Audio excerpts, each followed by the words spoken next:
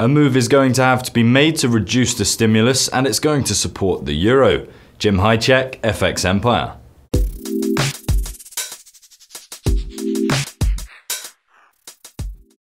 Several speeches will be coming from US Fed officials this week. Do you expect to hear anything that could significantly affect the dollar? I do expect to hear the Fed officials finally, some Fed officials finally concede that the market may be right about the economy, and that their assessment just 2 weeks ago was a little bit too hawkish for current conditions.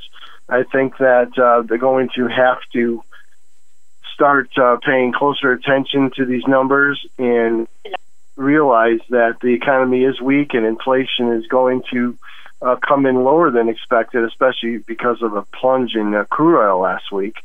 So definitely we'll see lower numbers in the consumer price index, which is one of their key indicators.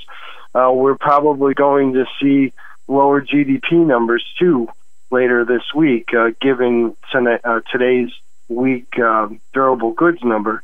So I think that the Fed can't ignore these numbers, and that several of these officials are going to have to acknowledge them and perhaps talk a little bit softer about the chances of an interest rate hike later in the year.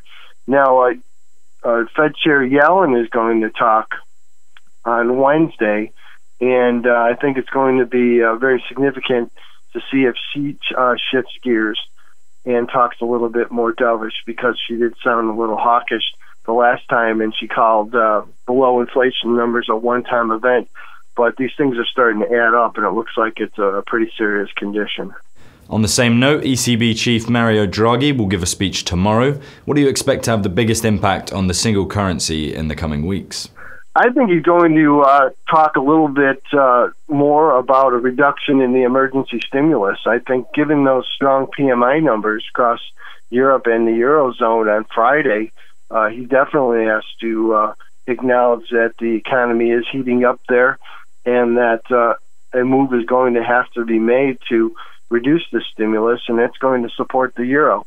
We're starting to see some evidence of a movement already in the euro today, that traders are recognizing this, and I think they're going to be going into the speech looking for some more upside action.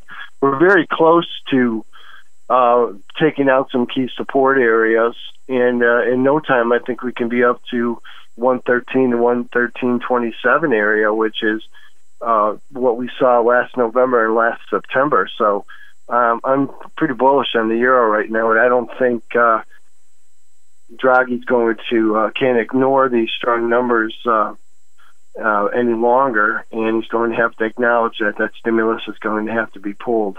Brexit talks are underway. Still, an air of uncertainty surrounds the UK. What kind of a week do you predict for the UK and the pound? I think that the traders are handling the uncertainty very well.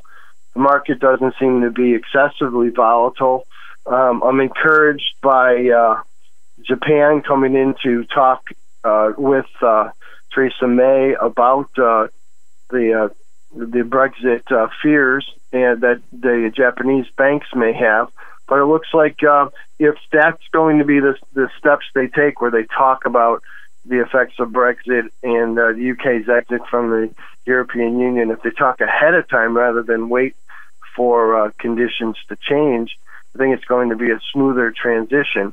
And I'm confident that until we do get some surprises, the market's going to take everything in stride and let the process work out.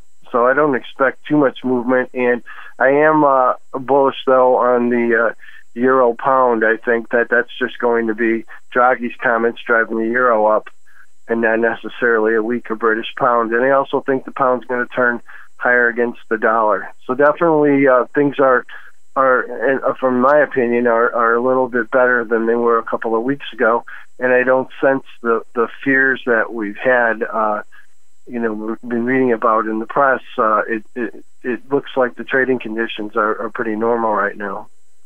Thank you, Jim, for your expert views. I'm Jack Everett, and this was The Week Ahead. We'll be back on Friday with the weekly wrap. Until then, goodbye.